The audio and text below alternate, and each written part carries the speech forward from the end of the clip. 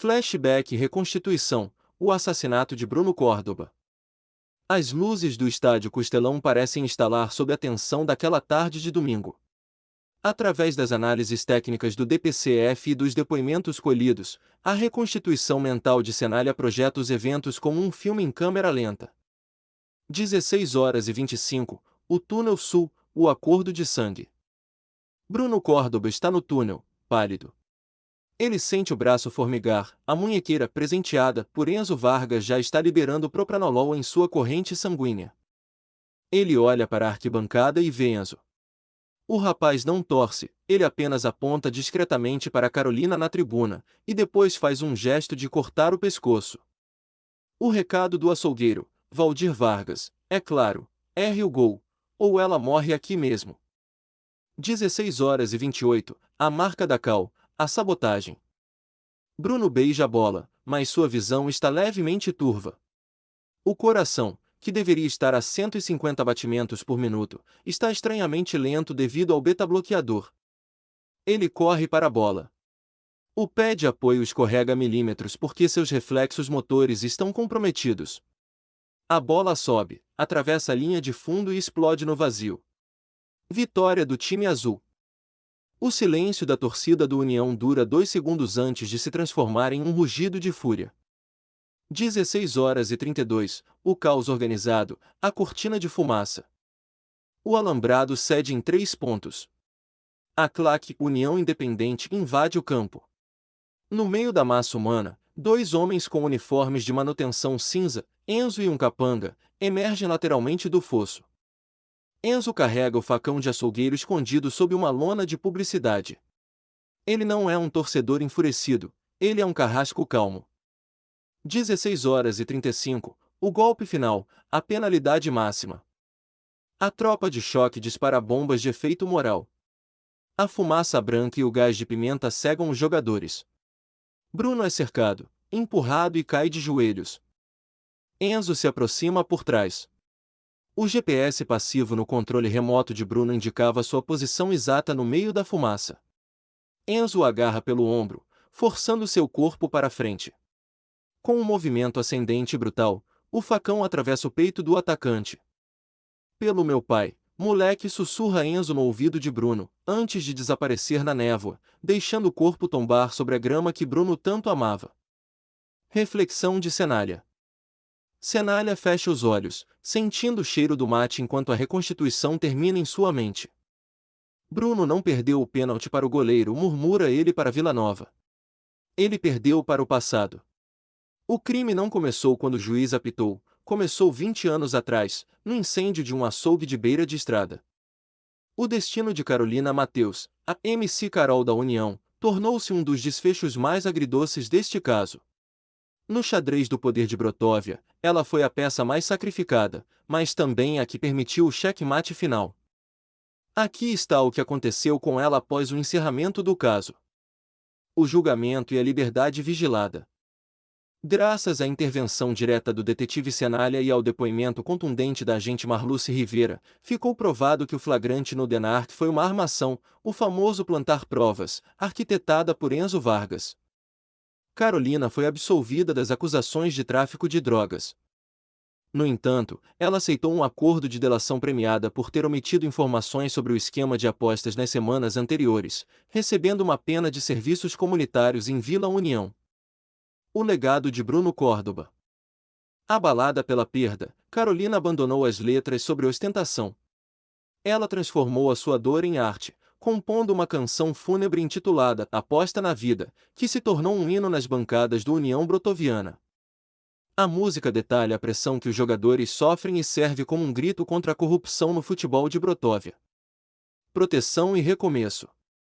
Sob a sugestão da doutora Soninha, que desenvolveu uma empatia profunda pela jovem, Carolina foi incluída temporariamente num programa de proteção de testemunhas, já que os aliados políticos de Ricardo Mota ainda representavam um perigo. Ela acabou por se reaproximar da mãe de Bruno, Rejane Córdoba. No luto partilhado, as duas mulheres que antes se odiavam encontraram um terreno comum, o desejo de manter viva a memória do menino que só queria ser herói no Castelão. A última visita. No dia em que saiu do DNARC, Cenália encontrou-a à porta. Não houve muitas palavras. Ele apenas lhe entregou a corrente de ouro que Bruno usava, recuperada da cena do crime pelo Dr. Thomas.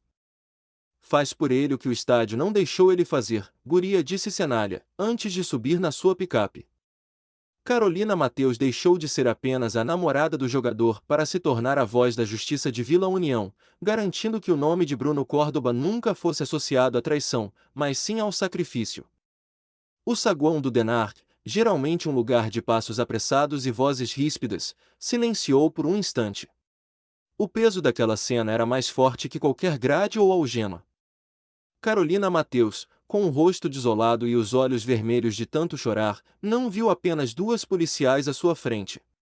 Ela viu as mulheres que, apesar de todo o caos, mantiveram a integridade que ela e Bruno perderam no meio do caminho. O pedido de perdão. Ela caiu de joelhos sobre o piso frio, os soluços ecoando nas paredes de concreto. As mãos, trêmulas, escondiam o rosto. Me perdoem. Agente Marluce, agente Krisha, por favor, me perdoem. Eu menti, eu me escondi, eu achei que se eu ficasse quieta, eles iam deixar o Bruno viver. Eu deixei o medo ser maior que a verdade e agora ele se foi. A voz de Carolina falhou, sufocada pela culpa.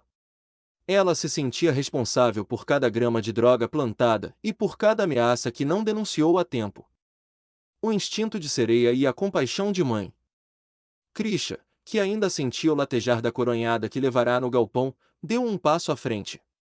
O instinto de sereia, de proteção e justiça, suavizou-se. Ela se abaixou, ficando na altura de Carolina, e colocou a mão no ombro da jovem. Krisha, levanta, Carolina. O perdão não vem da gente, vem do que você vai fazer de hoje em diante. Você foi uma vítima desse sistema tanto quanto Bruno. O medo paralisa, nós sabemos disso. Marluce, a veterana endurecida por décadas de combate ao narcotráfico, observava de cima. Sua postura era rígida, mas o olhar era humano. Ela guardou o distintivo e suspirou, cruzando os braços. Marluce, guria, na minha profissão eu vejo muita gente chorar para tentar escapar da cela. Mas o teu choro é de quem perdeu a alma. Escuta bem. O Valdir e o Mota queriam que você morresse ou apodrecesse aqui para que a história deles ficasse limpa. Você estar vivo e falando a verdade é a nossa maior vitória contra eles. Guarda as tuas lágrimas para a música, e usa a tua voz para que nenhum outro guri de Brotóvia caia na lábia desses açougueiros. O olhar das doutoras. Na sala de monitoramento, Lívia e Soninha observavam a cena pelo vidro. Doutora Soninha, vejam, é a catarse. Carolina precisava desse momento para deixar de ser a namorada do esquema e voltar a ser a Carolina. O luto dela finalmente começou. Doutora Lívia, em termos comportamentais, essa rendição emocional é o sinal de que ela não representa mais risco de obstrução. Ela se tornou nossa maior aliada. A redenção, às vezes, é o melhor caminho para a elucidação de um crime. O silêncio de Cenália. Cenália, que observava tudo da porta, apenas ajeitou o chapéu. Ele sabia que o perdão humano era importante, mas a justiça dos homens já estava escrita nos autos. Ele deu as costas e caminhou em direção à sua picape. O caso não terminava com um martelo de juiz, mas com aquele abraço desajeitado entre uma agente de elite e uma jovem fanqueira que só queria ter tido uma chance de salvar o seu amor. A poeira de Brotóvia finalmente começou a baixar. O encontro no corredor principal do DPCF entre o detetive Cenália e Regiane Córdoba é o momento em que a autoridade da lei se curva diante da dignidade do luto. Regiane, a costureira que tentou proteger o filho de todas as linhas tortas da vida, está de pé, segurando sua bolsa com as juntas dos dedos brancas de tanta força. Cenália para poucos passos. Ele retira o chapéu, um gesto de respeito que ele reserva a pouquíssimas pessoas em Brotóvia. O encontro de almas. Cenália, Dona Regiane. O trabalho lá fora está feito. O Valdir, o Enzo e o homem que assinava os papéis estão todos onde deveriam estar. Regiane, com a voz embargada, mas firme, eles estão presos, detetive. Mas o meu Bruno, o meu menino não volta. Todo aquele talento, Toda aquela alegria, costurada no chão daquele estádio por causa de uma briga de 20 anos atrás. Cenária aproxima-se e, com a mão calejada, entrega a ela o pequeno controle remoto, agora desativado, e o santinho rasgado que ele recuperou do armário. Cenária, o Bruno não errou aquele chute porque quis, Dona Rejane. Ele errou porque amava a senhora e aquela moça. Ele estava sob um peso que nenhum homem deveria carregar sozinho. Ele morreu sendo um herói, não um traidor. Brotov agora sabe a verdade. O consolo. Doutora Soninha, que observava a cena, aproxima-se de Rejane.